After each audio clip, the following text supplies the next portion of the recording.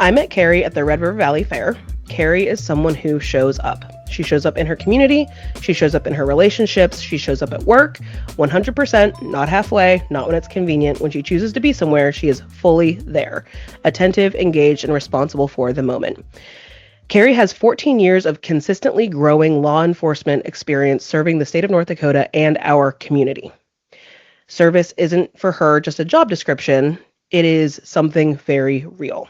For me, what makes Kerri compelling isn't only a badge, it's that she's willing to do hard things. She earned her master's in business administration with a human resources emphasis while building a career in law enforcement. She co-owns a CrossFit gym. She has taught, instructed, and built programs, received life-saving and instructor awards, and through it all, she continues to stretch herself. Kerri is willing to be uncomfortable, willing to grow, willing to examine herself and the system she operates within. And when you meet someone like that, someone committed to becoming better, not just appearing accomplished, you do what you can to stay in their orbit. Kerri is also a breast cancer survivor. This episode is about leadership, the kind that is forged in responsibility, in discipline, in service, and the constant decision to do what is right even when it is difficult. Kerri embodies that kind of leadership, and I'm grateful to introduce you to her. So, hi, thanks for being here. Hi. Oh man, that was quite an introduction. My favorite thing is asking people for their resume now. I learned so many things about you. You have done so many things. Yeah, and when you asked it, I was like, that's a big ask, but here. Yeah, it was, and you did just send it on over, and I appreciate that. I could ask you so many questions about like literally any one facet of your life. So we're going to start with questions and we might get derailed and that's okay. I love it. We're just going to yap. So my first question is, you've served in uniform in the community and in business. When you hear the word leadership, what does it mean to you? So the first thing that it means to me is it's responsibility, right? It means going first. We've all seen those things on social media where it's not the leader that's being pulled, it's the leader that's at the front working with their people. And going first into not just the boat, right? But the hard conversations, your hard decisions, even having hard days and still being in a leadership role. It's not about rank or title. It's about, even if you aren't feeling stable, it's about showing that it can be stable, I think is the best way to put it. Mm-hmm. And just making sure that those people around you are feeling safe and supported. People aren't going to follow you just because of a title, right?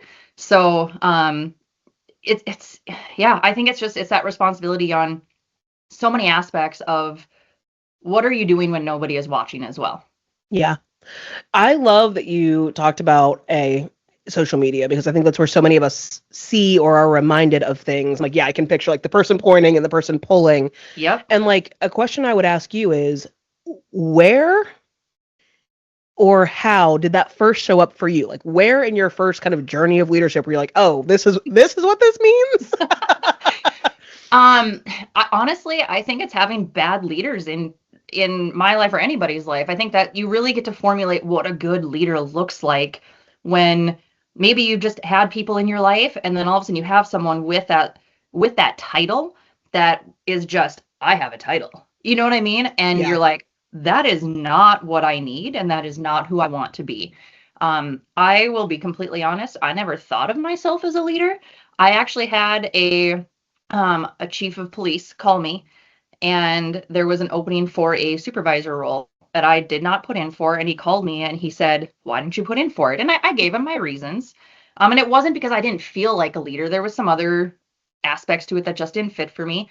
And he goes, well, I want you to continue being a leader where you're at then. And so when something does fit, that you step into that. And I was like, that moment, I kind of had to think about it. I was like, I'm a leader where I'm at now. And then you kind of take that step back and start looking at things and you're like, oh, I kind of get it. And there was then looking at like the little things where people would make a comment about something. I was like, oh, I was being a leader. And so, yeah, it just, again, you formulate what a leader looks like, and then you kind of have to try to put yourself in that role too sometimes. I have huge appreciation for this person who didn't push you to do this thing because it wasn't quite right, but had you on the lookout, like, hey, this is you. Like, you can be this person.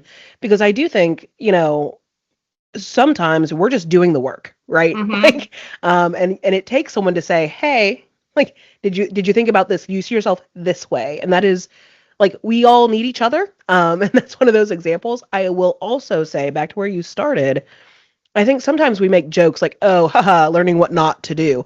I think it is really important to acknowledge how many of us learned what not to do. Yep. Yep. I actually had somebody to in my path of everything that you kind of, when you start to go down a negative path, we've all been there, right? And they said to me, stop focusing on all those negative things, right? About that leader or the person or whatever it was, because then you kind of start to, again, just manifest that. You start to maybe Hmm. do some of those things Hmm. too without even realizing it. It's really hard to not like focus in on some of those things. But again, just taking that step back and like, I mean, I could give you stories. I have one specific supervisor where I actually left a job because of that supervisor. And Yeah. that's just unfortunate when you're doing something that you love, you know? Well, I think that is hard. Like, I think, it's very interesting to me. I have a number of friends who've worked, peripherally to me who don't have moms who worked professionally outside of the home. I would put myself in that category. And so, we were all told, get your degree, figure out what you want to do, take over the world. And then we are. And at the same time, we're like, hold on. Like, where are the people who are supposed to come ahead of us and do this well and teach us well?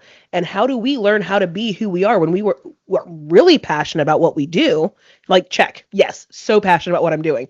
Why is that not mirrored in the leadership structure of this organization? Or how is that not, enough, I guess? Like, I think we thought if you just are passionate about what you do, Mm-hmm. everything else will just make sense or fall into place. And that's not how the world works, No, actually. Yeah. unfortunately. Yeah.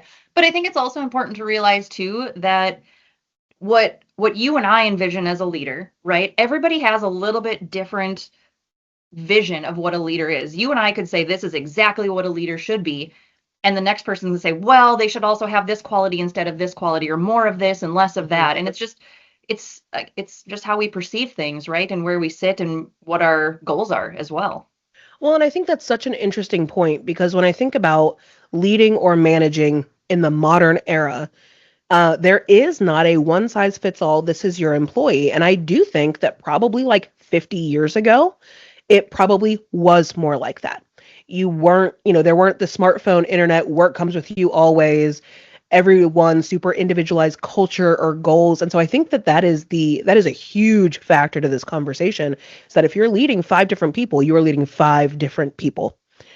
And maybe it was always hard. I think it's harder now. I would agree. I had this conversation in another group a couple months ago, and I equated it to when you're being a leader, you're in a leadership role, is if you're familiar with love languages, Hmm. right? So that is a very personal thing. Your love language, you might be quality time and I'm personal touch, right? But how do you translate that to the work world? You have to, because Hmm. how do I accept feedback and recognition versus the next person? And you have to be able to evolve and again just have those hard discussions. And I've seen people where they don't want the hey, so and so did this and achieved this. They're like, I want to fly under the radar and Yep. know that I did a good job. Like just tell me I did a good job Yeah. and I'm good. Where others are like, I need that billboard that says it type thing. And I think that's so fascinating. Like the very first person I interviewed in this series is my friend Brandy, who used to say, my love language is bagels, which I love. Because, like, how do you want to be cared for and led at work? And, I think at baseline, I don't know how you can remove leadership from knowing your people. Mhm. And that doesn't mean that all of your time can be spent deeply fixated on your people. But if you don't know your people, it is hard to lead them, I think. 100%. I agree with you. Again, because you're not going to have that little bit of a relationship with them that makes it personal, where it's not just oh, my supervisor got an email that I did a great job and now they're saying good job. And that's, you know what I mean? Like Yeah. have that little bit of extra, I don't know, empathy and understanding. Well, because I think that directly connects to like even your story about leaving a job because of a supervisor. Like, because there's apparently no ability to improve the nature of that reality.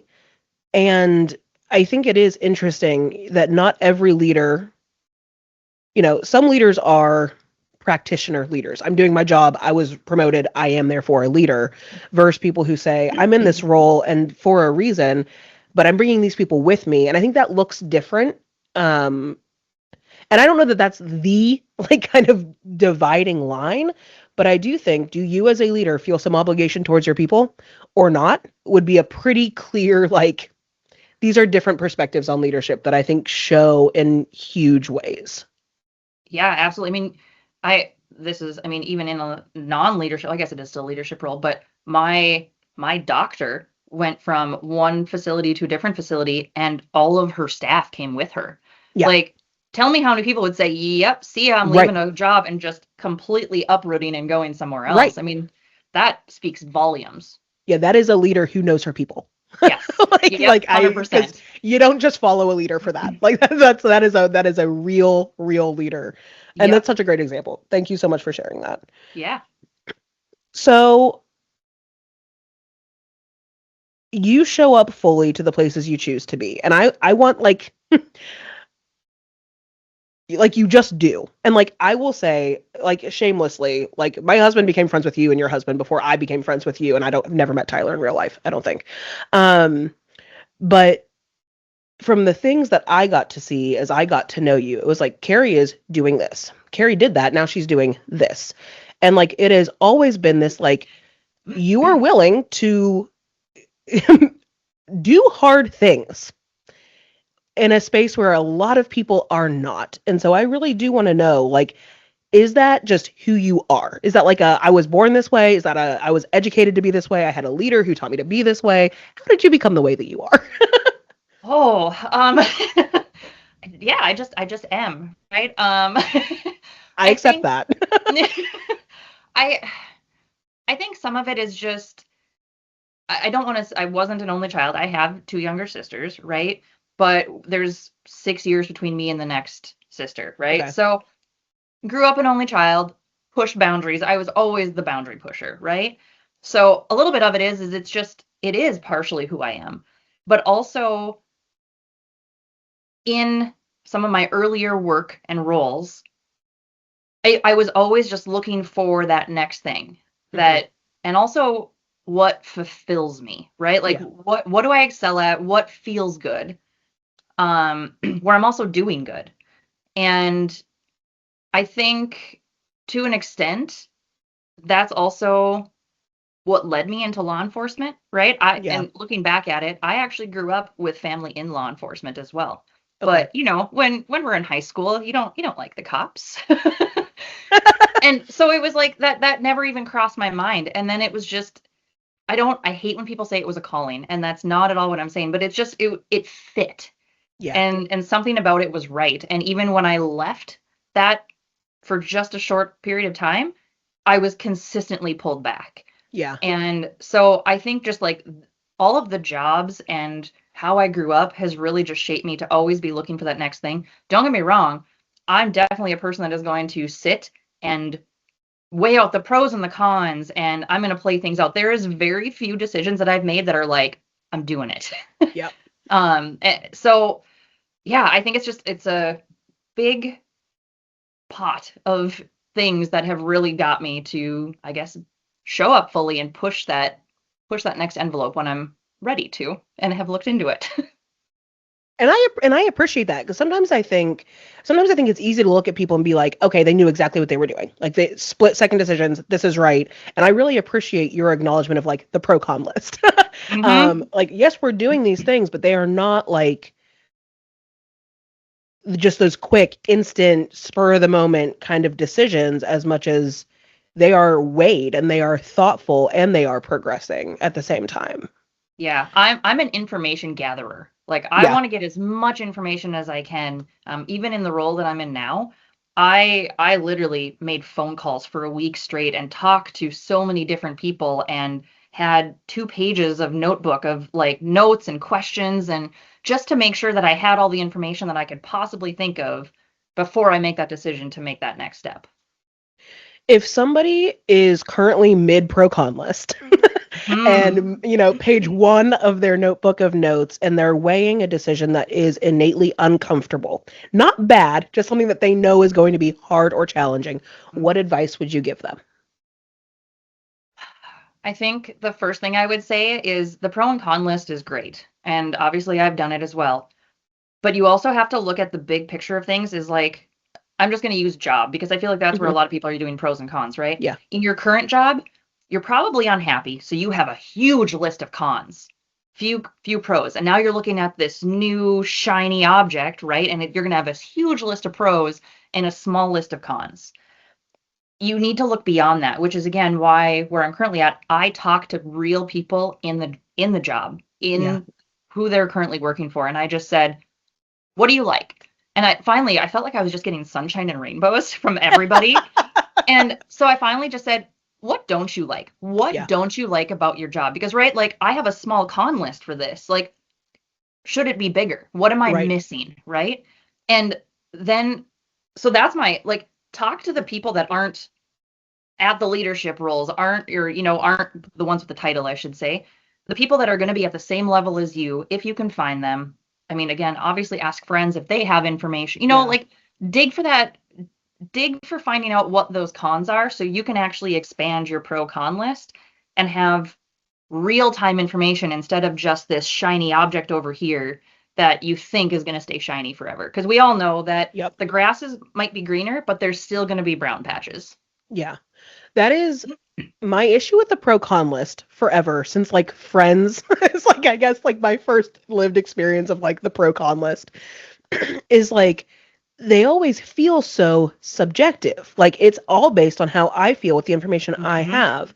And what you're presenting is this like really logical, rational, information centered, crowdsourced positives and negatives that are like is so tangibly helpful.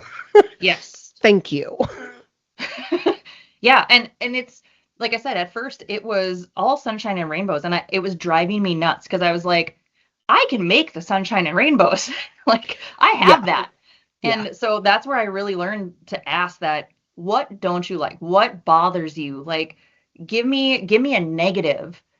It's maybe it is something that happened last week, maybe it's something that happened a year ago, but what grinds your gears about this position or this job or what you're looking at doing? And so I think just yeah, like I said, outsourcing, asking those people, don't ask for the rainbows, ask for what are the brown patches in your grass. Yeah. Yeah. So in periods of time in your life where you're going through something like training or a something you can quit, Okay, that's hard. Which like sometimes we get ourselves in situations where like we don't have that option. If you're fair. doing something that you can quit Hmm. and it's you're tired and it's hard and it is not the sunshine and rainbows. We're all in the calmness in this moment. How do you keep going? It kind of depends on what situation we're talking about or what we're in, right? Yeah. Because I mean, we could talk about so many different examples of this and where your mind it has to go, but it is a mindset thing. In big picture, it's all about your mindset. If you're going through a hard workout, and I've been there, I'm doing it alone, and because my workout partner isn't there, we weren't able to work out together. I've literally had moments where I'm like, if she was here, I know that we would continue to do this. Caitlin would say, keep going, you're doing Hmm. great, or vice versa, right? Yeah. And so when I like if I want to quit a workout, that's where I go, like that's my mental push of knowing that like Yep. I don't want to let someone else down or myself down because someone isn't watching right now, but they could Right.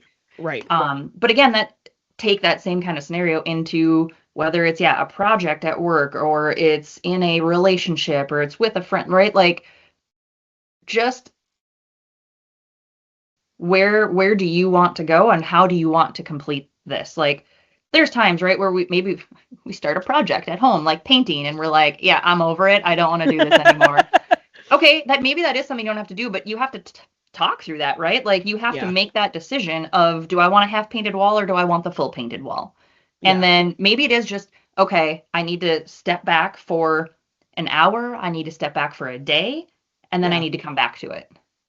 Well, and I think in both of those illustrations, what we're talking about is zooming out. Hmm. Like, I think, sometimes, and I think this is like, and this is why you're going to get all of these questions, because the knowledge of how to persist happens in repetition. It's not a one and done. I survived this. I'm the best, as much as it is Hmm. a practice of how to continue on. And in both of those illustrations, both the wall and the workout, like we have to step back and see it more clearly than we ever do when we are up in it. Hmm. Hmm. Yeah, Yeah. that's and like again, it's not like it's the most revolutionary thing in the whole world, No. as much as we need to hear it more. Um because there are a lot of things, and I think even your emphasis on people aren't watching, but they could be, or like where do you want to be? Do you want your half painted wall? Is that are you going to be happy with that decision? Like 6 weeks from now, are you going to be pleased that you put all of this stuff away and it's not done? Or Yeah. are you going to wish you had just kind of pushed through it? Yep. And again, like I said, it doesn't mean that you can't take that miniature step back. You just have to come back to it. I mean, how many times do we all type an email because we're angry, right? And then you need to walk away and come back after you've taken some deep breaths. It's the same concept, right? It's Yeah. making sure that you're in the right mindset to do what you're doing. And if that means stepping away and coming back, then that's what you do.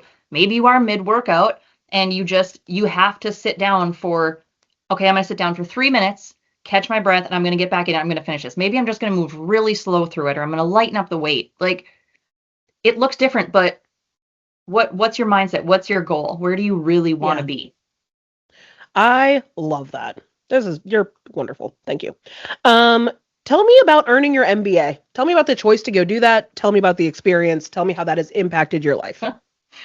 Well, so the department that I was working for at the time, they had a program where as long as you were getting certain grades, 100% of it was covered. So I went into I'd been in law enforcement for, I have to think now, what, 6 years at this point. Had my associates, had zero desire to go back and get anything else. Then this program comes up, and I'm like, you know what?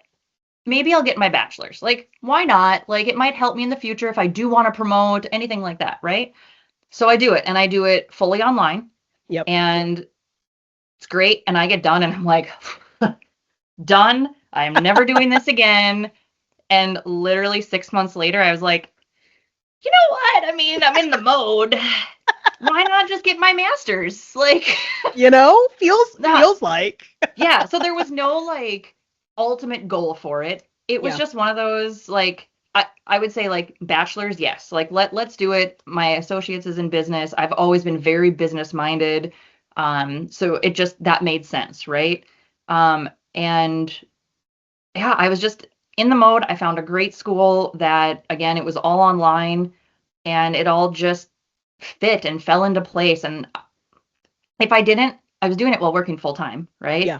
Yeah. So luckily, like I like to communicate a lot. And so every time I would start a new semester or a new class, however it was, set up, I would email that instructor and I just said, hey, I'm not your typical student. I'm, 30 some years old.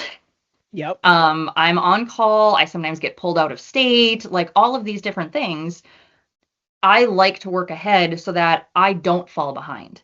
Yep. And most instructors were more than willing to say, yeah, let me, you can submit stuff when you want. Here's the next 3 weeks. So I was consistently that week one of semester or class, I was doing 2 weeks worth of work because I wanted to be a week ahead and everything so Yep. that if something came up, I was out. So it was, yeah, my head was down, but It's a lot of work. it's Like a ton of like work. it's enough work when you're not working ahead continually while working full time. So huge shout out to University of Mary, because I do think there is, from the education standpoint, I hear a lot from alums that are concerned, like online degrees are not the same, or you're not going to build the same affinity to the institution. And I have a degree. My master's was 100% online, and similarly was working full time, and have huge appreciation for my professors and that degree and the institution that allowed me to do that. And so I appreciate the call out for the faculty that were helpful and the ability to do it. Big Even fan. on that point too, when I was going through Mayville State for my bachelor's, I had the opportunity to sit and meet a couple of my instructors. I actually knew some of them through DECA and those kinds of things. Yep. And she never opened up her more than a week at a time. And so her and I had a sit down and had a full on discussion on that. And she goes, this actually makes sense. She goes, I don't have a problem doing this. She goes, I'm not comfortable opening up the whole semester. She goes, but I'll open up 3 weeks at a time. And Yep. and I was like, cool. And that's what she's done because of that discussion that we had. So I think it's just a matter of having that communication. Shout out to Mayville State. Shout out to love it. I love it. I love it. MBA with a concentration in human resources. Mm-hmm. And you do resource humans professionally. So like I was like, yeah, well that makes sense. Like good job, Kerri. I love that. I never thought about it that way. Well, I literally was like, haha, that's so funny. Because you are like you exist as a resource to like all of these people. And so I do think a question I would ask is, having completed the degrees, what is like happy we did it, but like what is something that you feel like it taught you that you still utilize even it can be in work, personally, business, any kind of function? Oh, that's a good question. Really, I think I'm going to say personally, it almost created, not almost, it did create even more discipline for myself Yeah. and the respect of I have a deadline, right? But so does someone else, right? So my work getting done is important for the next person. Yep. It's just like showing up to work on time, showing up to work early, like, right? Like someone else is relying on that. Yep. If my work is late, it's going to affect my instructor. It's going to affect their personal life, right? It's just that additional discipline of this is what I have to do by this time. Like I've always been really good with deadlines, but there's always like, I'll admit in my associates right out of, high school, you're just like, sorry, I'm late. Here it is, 2 days, whatever. Right. Yep. But I think even that online environment really creates that of, I don't get to be in person. They don't get to see that I'm going through A, B, and C. So I need to just put my head down, get this done, make sure they can get there. Because I, again, don't know what they're dealing with, what they have going on. Maybe they're going on vacation next week and need to get this stuff done and into the school, whatever, right? And I mean, I'd really have to probably dig a little bit more. You really no, that's that was a good question, but like it's a great answer. Yeah, and I just think that there's probably more that I could use and relate to things, but that would take me some time to actually like sit and really think about it. But yeah, that was the first thing that really kind of came to mind, is that additional bit of discipline. Well, and I think it's funny because I think the other thing that you're acknowledging is different spaces. And like, I will agree that 100% for me, I remember telling people when I started my online program, like, I rely a lot on like, hi, I'm charming. I was here, I'm funny, remember me, I'm the funny one.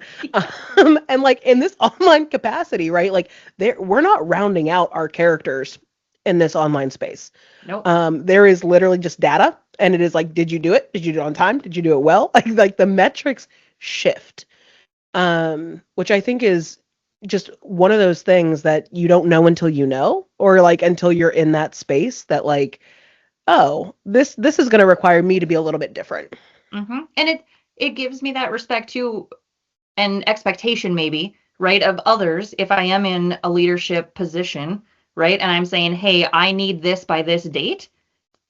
Again, like there's a reason that I'm putting that date on it, because I know that I need to either have it to someone or I have something coming up, and I'm a huge stickler on deadlines. I'm not going to lie. Unless you come and talk to me 2 weeks prior.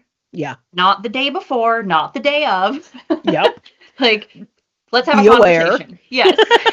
of reality and the movement of time. Yes. One of the questions I would like to ask you, when I think about spaces you occupy, how do you make decisions when there's incomplete information? Like, I think sometimes there's this like analysis paralysis of like, if I just knew more, but sometimes we have to make decisions. How do you do that? again, it kind of depends on the space, the situation. There's so much, right? It's Mm-hmm. if I need to make a split second decision, it is based on the information that I have now, as well as training and experiences, right? Mm-hmm. Now, if you're saying, here's the decision we need to make, here's the information I have, and I have time, I tell you what, just like with my pros and cons list, I'm going to be asking as many people as I can for additional information so that I can make the best educated decision. Yeah. That 100% is who I am. It's like I want information. Even if it's you have A and B and you have to make a decision in the next 5 minutes, I'm going to weigh out what I can. I'm going to make my decision. And then afterwards, I'm going to do my best to have a discussion on like, okay, why did we need to make this decision so quickly?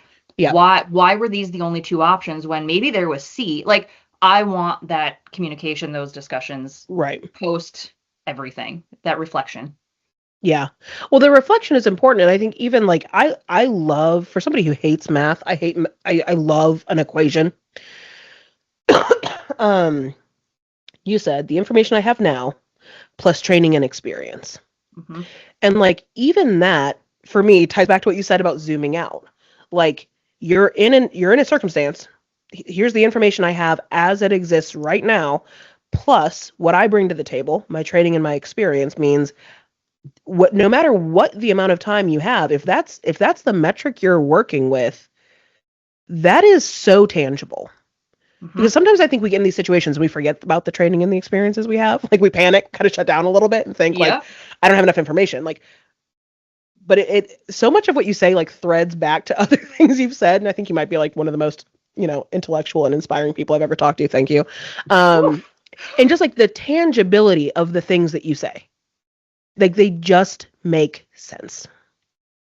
Thanks.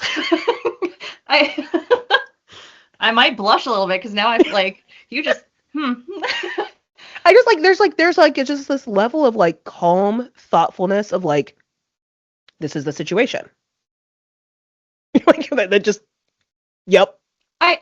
I think I'm also just want to give a shout out to my therapist, right? Because Amen.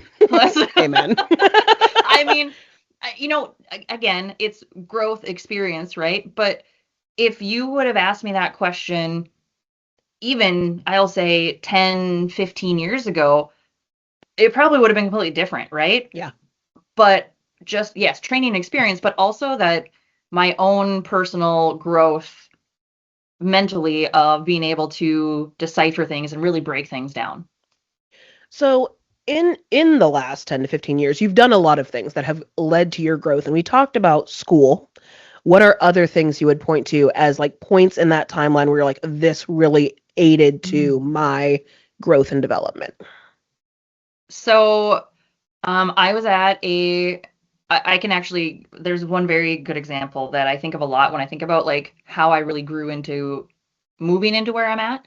Hmm. Um, First thing is I was at a department and I had someone call me up and said, hey, this company is hiring. They're looking for a police officer. The other person's retiring. And I was like, I'm good. Honestly, money drove it, right? Like they Yep. told me what the salary was and I was like, I'm in. Let's do this. But that role, I was the only one in the state of North Dakota. And because of that, I had to come out of my shell a little bit more. Yeah. I had to go sit down with people in leadership roles, chiefs and sheriffs and assistant chiefs, all of those things and create relationships not only with them but also with other patrol officers, with people in different roles and in the community as well. And that really helped me grow because I wasn't so single-minded, I think is the best way to Yeah. put that. I Yeah. was able to see that there's more to this. There's relationships, there's the PR, there's I used to equate it as I really was running my own business, Yeah. right? I was my PR, I was the marketing, I was all of these things within the state, Yeah. and I had to maintain those relationships but also do the job on top of it. Which is a Um, lot. Like, I mean, yes. that's a lot of things. And I think you talked about one of the things you said at the beginning was like the amount of people you're communicating with that sound like they outrank you. Mm-hmm. Yep. And talking to them like, I mean, obviously respectfully, right? But Right. also we're we're on the same playing field here, Right. and we need to work together. And it's really changed my perception of leadership as well in that, Yeah. just because if you can have a conversation with me and again not act like you're this title, like Yeah. that says a lot more to me as well.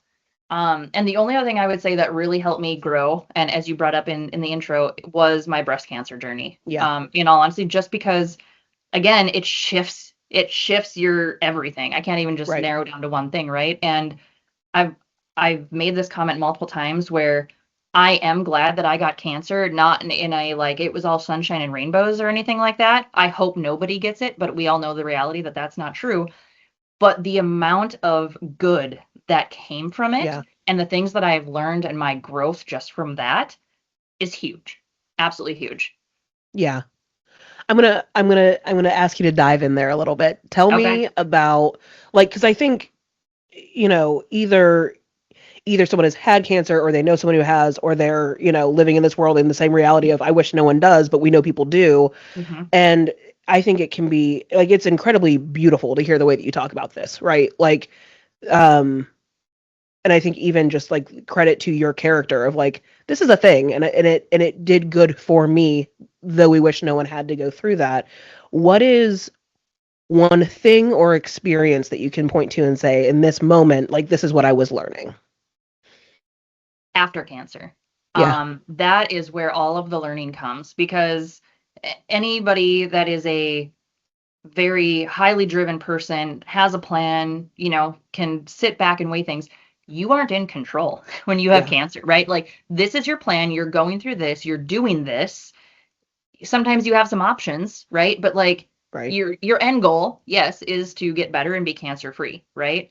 But then afterwards, and us in the cancer community talk about this, is it's just all right, see you later. We'll see you in 6 months. We'll make sure that you're still good. And everybody in the ev- everywhere thinks that everything is just back to normal. Cool. You're cancer free now. Nothing's changed. Everything has changed. Yeah. And that alone is that moment where you're just like, okay, how do I figure this out? How do I navigate this? And then, right, I'm sitting there going, what are my options? Who can I reach out to? Yeah. Right towards the end of my cancer journey, I had started some therapy, and then afterwards, I really dove in. I did some EMDR, and honestly, like the things that I learned about myself and even my cancer journey that I was just again on autopilot Yeah. was that was the big moment there. It was just like, okay, afterwards, I don't have anything. How do I fix this? Found a way to fix it or work through it. I Which is shouldn't like say fix it. so overwhelming to like go through this thing and then be like, see you half a year from now. And like, I do feel like you have a community of people. What do you call them? Boob sisters. There we go. Tell me about your boob sisters. Tell me about how you found each other. Like, I just because Uh, I'm obsessed. I yeah, it's an incredible network of women. My core, I'm gonna say, boob sisters came from an online community. Okay. We were brought together by a nonprofit that no longer exists, but we've all stuck together afterwards. And Hmm. um, it's just again, someone just says, "Hey, well, let me rewind. We are all very driven individuals. We were all passionate about working out and continuing to move and not letting this keep us down type Yeah. thing. Yeah. And that just like that motivation, nothing was ever negative. Like someone was having a hard day, it was all just positivity being driven to Yep. that person, Yep. right? And that there's a lot of groups out there where it's just negative, negative, negative. And again, you just fall into that. Yeah. Um, and so yeah, these women are absolutely phenomenal. There's four of us. We call ourselves the Lotus Bitches. I hope I can say that, but I You just can did. say that. That's what so I have my little tattoo here. We all went Yep. and got that. But yeah, and we talk pretty much daily. And I would jump through a lot of things for them. Yeah. So yeah. That's amazing. And like I'm so grateful for like this culture of we got to talk about the things. Mm-hmm. And I think even one of the things that is, I'm a people person. I'm an in people person. Like that is like I like to be in the same place as the people. Like I'm at the fair, right? Like if it's Red River Valley Fair time, I'm gonna be there pretty much all day, the whole time. It's a highlight for me. But I think that we have to understand the ability of utilizing online spaces for finding and communicating and creating community. Um, Yes. and not demonize we cannot just reject entirely the function of online spaces. And that has been a big part, honestly, of this whole conversation series. It's like, we got to have the conversations, and this is how I know how to do them. So we're going to do them like this. But people find their people in these places too. Yep. Yeah, I mean, there's other groups that I'm a part of, whether it's a breast cancer one or other things, right? But there's nothing that has ever felt as much like a safe place, a home, whatever, as with these women. Like again, Yeah. after that nonprofit folded, we just created a whole nother community, Yeah. right? And everybody came, like, and we're all still there, and it's still growing of, people that we know, and we're bringing them in and trying to be a resource for people. And yeah, it's so good. I love them.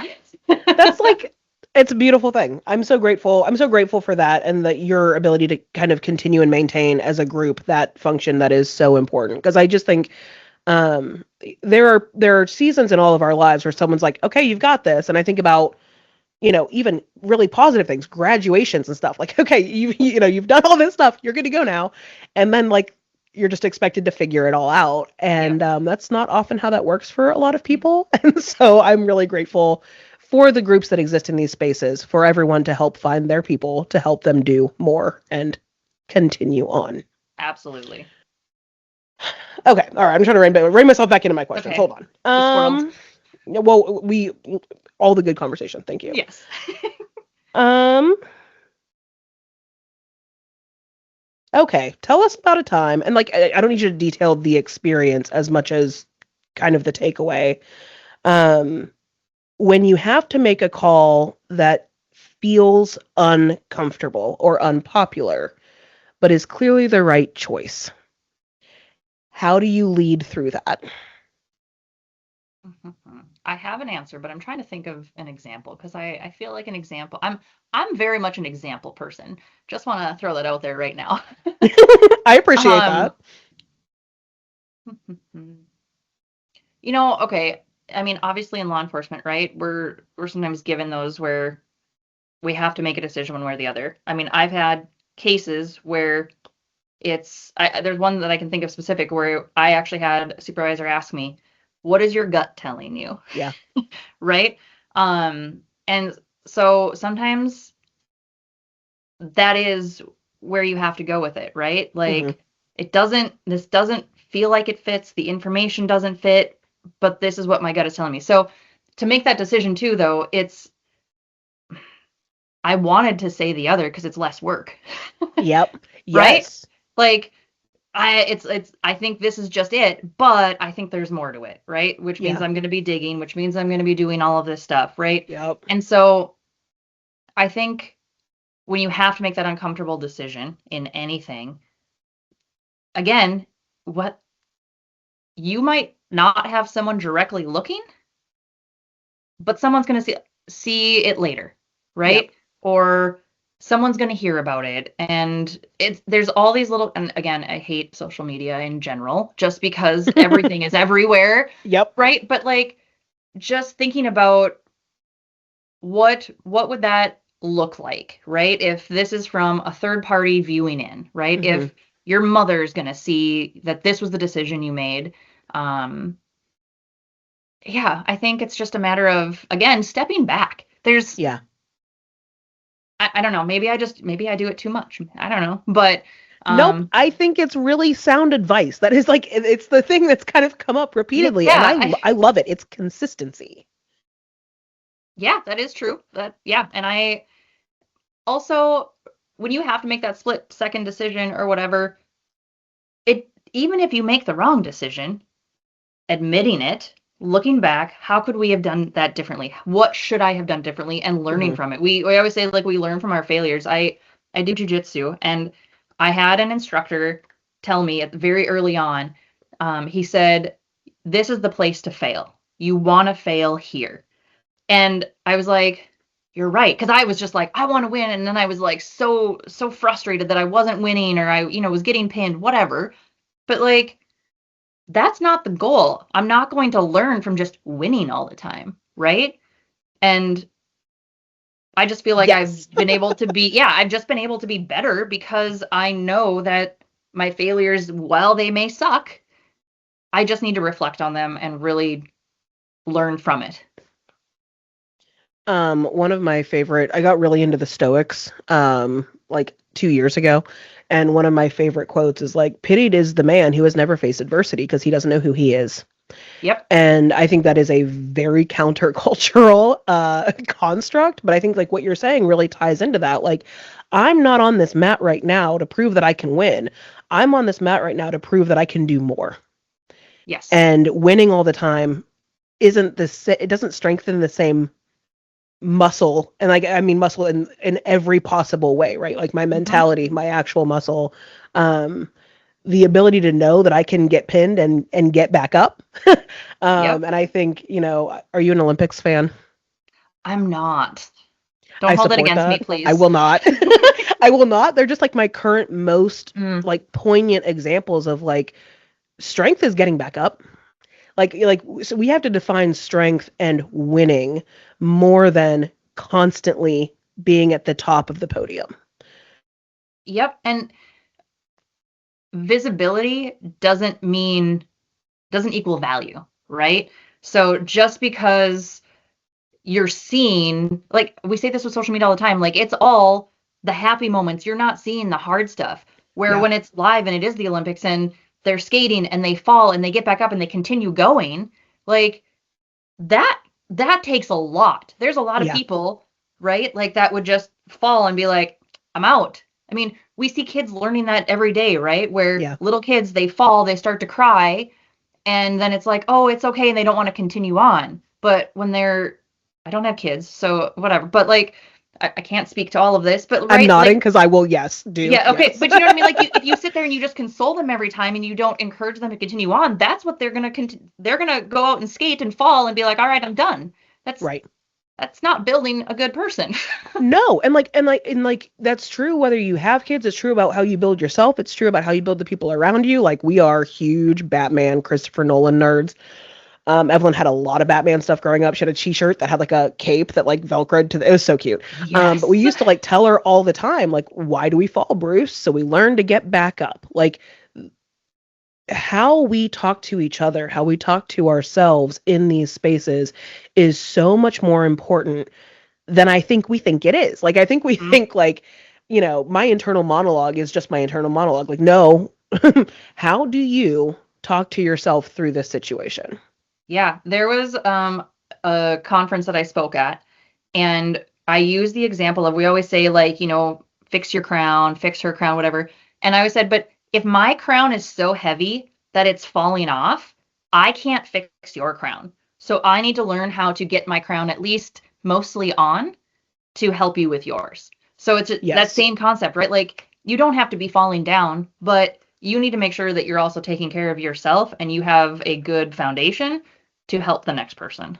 Well, and I think about, the first example I think about in that space is like flying on an airplane. Like, fix your oxygen mask before you fix somebody else's, because if Yes. you're not able to be helpful, you cannot help anybody. And I do, I am absolutely 100% not a self-care girly. Like that is not my brand.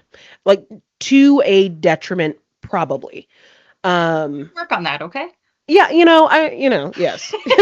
Yes, Kerri, that is something I do. But I'll be honest with you, it feels like a dumb thing to work on. Like I need to work on taking care of myself. But this is the whole point. Like if you are in a position where people rely on you or where you are even desiring to be helpful, then care of ourselves is incredibly important.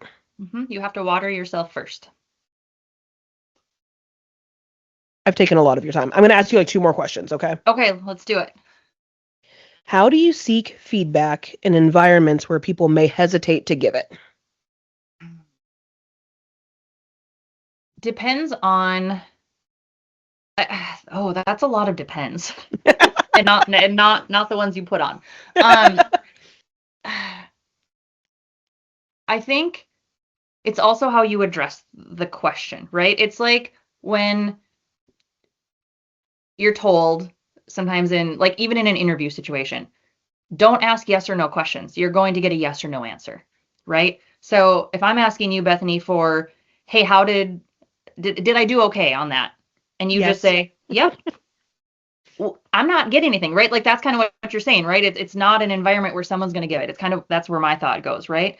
How do I word that so that you'll communicate that with me? Maybe it's because where we're in a big room at a party and this isn't the time or the place because it might be some negative feedback and I might know that, right? Mm-hmm. So then it's more so addressing the, hey, will you have some time or when will you have some time where we can discuss this privately or just with us?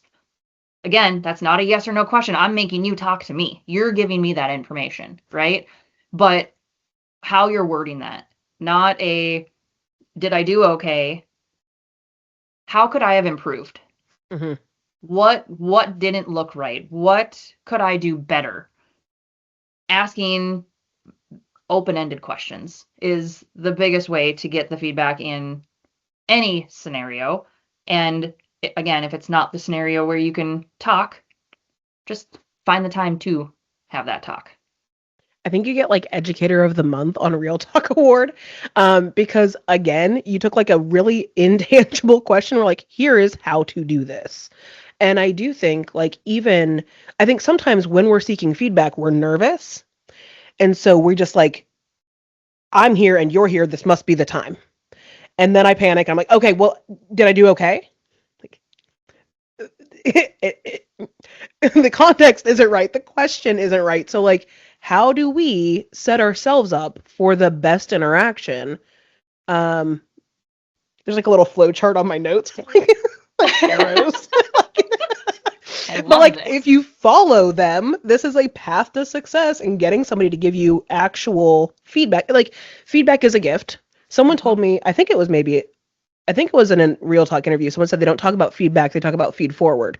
Because we're not looking backwards, we're looking forward. So like, yes, I want feedback, but think about feed forward. Like, I'm telling you this because I care about the future, not Yep. because I'm looking back at that. And I was like, well, that is cute and I like it, so I'm stealing that. Um, but we have to figure out how to get good feedback. Correct. We also need to just, I mean, on that note, right? Be good at giving feedback, whether it's constructive criticism or positive feedback in general, right? Because it is a two-way street. Hmm. That if you want good feedback, you also need to make sure that you're able to find a way to give good feedback as well. Yes. And I do think, I wrote a book and I asked somebody to read it. And she was very thorough with her notes. And I was so grateful. This is someone who Mhm. knows me, someone who knows the line of work that I am in. And I talked about it afterwards. I said, you really gave me some substantive feedback. She was like, I was a little bit nervous because the instinct is to want to just say, this is great, great job. She's like, but if you took the time to ask me, then my job is to. And she told me, she was like, I just made my cup of tea. I'm sitting down. I got my notes. Like, she took this so seriously. And it was such a gift to me. Mhm. And so I think maybe even as a leader in any context, and this will be my last question, how do we create a culture where feedback is not viewed as negative? I think that that is something that is never going to be fixed in Yeah. all honesty, right? There's so Yeah. many things like that. Um, but we also need to make sure that we don't need loud leaders, right? We need people that are regulated and can communicate clearly, can have open discussions, can set boundaries, and aren't afraid of conflict. Uh, in done. Yeah, well, but yes. but That's right, the like list, actually. like it's feedback needs, if it's given in the proper way and not you did this wrong, Yeah. you need to do better. Again, it's knowing your people. We're going to Yeah. circle back to that, Yep. right? But if you're not hot-headed about it because it just happened, if you can, hey, why did you do this? And maybe there's more to that story, and Yeah. then coming full circle. So I think Yeah, there's a lot of, I don't know, regulation that needs to have, and people need to not be so loud. Well, and It's I think like it's regulation and it's repair. It's the ability to be humble enough to, if you do err in that space, can you go back and say, I was wrong? I'm yes, sorry. That admit your shouldn't have mistakes. happened. Like the call isn't perfection in every instance, right? The call is the ability to work through that reality. And I lied. I have one more question.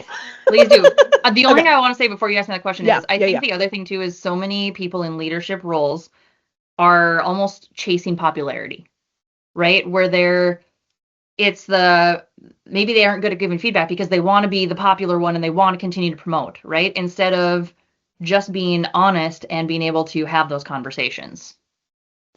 I think that's so important. And I think like, I think about groups of people that are healthiest where popularity is a byproduct. Like some of the best leaders I know are quote unquote popular, but they're popular because they've done the right thing. Mm-hmm. They've drawn a firm line, they've been able to apologize. Like true, and I guess I'm looking for a word that's different than popularity because the people who do this well, it's not chasing, it's just there's a rapport or a respect or an esteem of like who this person is that you can't achieve by chasing. Yeah. It's not a, again, in the social media world, the digital world that we're in, it's not a performance. Hmm. Some of the best leaders are the ones that are just quiet and consistent.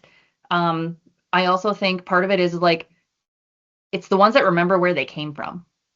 They they aren't just focused on where they want to go and again their title. They remember how they got there. Damn. Kerri quote book. There's like notes Oh boy. everywhere. Um, thank you. And yes. And I think that is the difference between the leaders I'm talking about who have built this rapport. They're not delusional about who they are. They are Exactly. intimately aware of their shortcomings, where their team is stronger than they are, which is so polar opposite than that leader who's chasing that popularity. Yeah, I've had multiple leaders, again with the actual title, in law enforcement. They have gained my respect because they will come out and they will work the street. They will work Hmm. patrol. They will take the crappy calls. They will go to crashes and they will do it. And they don't just show up when it's important or when they're Yeah. just when it's, just going to be a I can put my name on this type thing because Right. it's going to be a big thing, and Right. that earns so much respect. Because we're pulling, like, when you're pulling with somebody, that's a completely different reality, right? Like, I will vouch for your character in the Yes, hardship. And that's absolutely. like, again, the difference between that rapport that is built versus the anything that is chased is like, you can't fake this one. This one is long nights and early mornings and hardship. And this one is making my life long and hard. Like, I just like, Yep. yeah. Yeah, there's a someone within my current organization where nobody works harder, and I mean has the respect, will come out and I don't know that this person ever sleeps, to be honest Yeah. with you. Yep. We always Yep. we always say he has an Iron Man battery charger and he just goes home and grabs the next one and goes back Perfect. out. And the only, like, if I had to pick one thing that this person could do better, it would be having that boundary and actually shutting off, Yeah. right? And taking that time for yourself. And maybe that person is, right? Like, Yeah. I don't know. I've never had the discussion. But from the outsider view, that is, I have so much respect for this person. But when are you taking care of you? Well, and When are you? I think it creates like in this world where you pick someone you're emulating, right? Like who's out ahead of me, and sometimes that can feel like I don't think I could do it because I actually don't know how you do it. Mm-hmm. Yeah. I mean, the thing is, we always say when this person retires, there's going to be multiple people that are going to be needed to fill that role. Yeah. And that it's so true. Like, no one else has the Iron Man battery charger at home. So, One of the ways someone talked about mentorship in a previous episode was showing your work. And I think a little bit about that in the instance of like I have somebody in mind in my space, and I'll use his name. Greg Lardy is the Joe and Norma Peltier Vice President for Agriculture at NDSU, and this is how people talk about Greg. Like Greg is a consummate professional and runs and hangs out with his family and his grandkids and is always at whatever event you think he should be at and is kind and compassionate and friendly and helpful and smart. And I think in that sense, right? Like how many people have to replace Greg when Greg retires? Yeah. Like what does that look like? And how do you train the people underneath you to know how to do it too? Or what it looks like for them to do it? Yep, absolutely. And right now we're picking out someone that has that leadership title. Think about the people that that don't have that leadership title and do so much and are just a fantastic human being, a fantastic leader. As actually when you said we were going to talk about leadership, that was where I started to focus on like who do I know? Like who would I put in that list of leaders in my life that don't have that title? And Hmm. I can tell you, I'm going to say a name as well, but Chris Hall came at the top of my list. Yeah. I was like, my first day at the agency that I worked at, meeting everybody, he was the one that came up to me and said, "Hey, you're doing this." And I was like, "I'm doing what now?" Like, huh, what? And like, he's just that, but it wasn't again, he's not a leader, right? Right. But he was doing certain things and he was encouraging and has always been that support and a sounding board and always doing what's right. And even when other people, like, there's just so Yep. much good in this person. And I would put him at the top of most lists. I love that. I love even that assignment. Like I think like I don't give homework on Real Talk, but if I did, if you're watching this episode, I think the thing I want you to think about are who are the people who exemplify what that looks like with or without a title. Because like that's an intriguing question. Mm-hmm. Yeah. And again, without that title, when they leave, how many people is going to take to fill their spot? How much Yep. knowledge do they have that they're going to walk away with? Yeah. Oof. Yeah, that okay. That all Mm. right. All right. Okay. All right. Last Yeah. question. For real, last question, not fake last question. Okay. Okay. What do you think our culture misunderstands about leadership right now? I think we already kind of talked about it, but visibility equals value. Um, it's because of social media, and I feel like such an old person saying that. I'm going to be completely honest, but it's the people that you aren't seeing online are the ones that are real leaders that are building trust on the side. They're being consistent. They aren't just, oh, this was a good thing and I can do this, right? So I think our Hmm. culture just views likes and views as leadership. Again, we already said this, but leadership isn't popularity. Hmm. And I think that is a huge struggle for our our current culture. I think it's Um, a huge struggle for our culture, and I don't know what your thoughts are on this, but I've talked to people who are like, I'm just not good at talking about what I do on LinkedIn. And so I don't, and then I feel like somebody's getting all this attention about something they are doing, and I don't know how to compete in that space. And like, I think it's a confusing time to need to figure out your identity as a leader or even just a participant in the conversation. yeah, and I think being talking about your achievements is good. Like we have to sell ourselves, right? But that doesn't mean that I have to be in the top 10 people on Instagram or whatever getting likes, right? Hmm.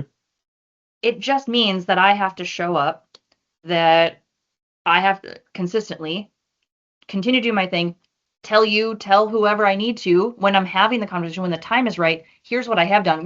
No one likes to talk about themselves. We know Yeah. that. But it doesn't have to be on social media. It can be Hmm. in a one-on-one conversation. It can be in your interview. As long Yep. as you can say, I have done these things and I fit this role. I can do this, whatever it is. We can't be afraid of talking about ourselves in the right space. We can't be. And I think like we can't be afraid to talk about ourselves in the right space. And that's again, I've already talked about your consistency, but like even your feedback question was in the right spaces. Like Hmm. I think there is an element to so much of this conversation that is the ability to discern, is this the right time or place for this thing? Done. Yeah, 100%. It, as you said, everything's tied together. It's all looking at taking that step back Yep. and viewing it. What matters? Because I mean, we grew up in MySpace. Does MySpace even exist, and does anybody care about it anymore? Right? Like, correct. So if I would have posted all these great things that I did on MySpace, nobody knows about them anymore. I mean, Right. how many 21-year-olds even know what that is? Right. Yeah.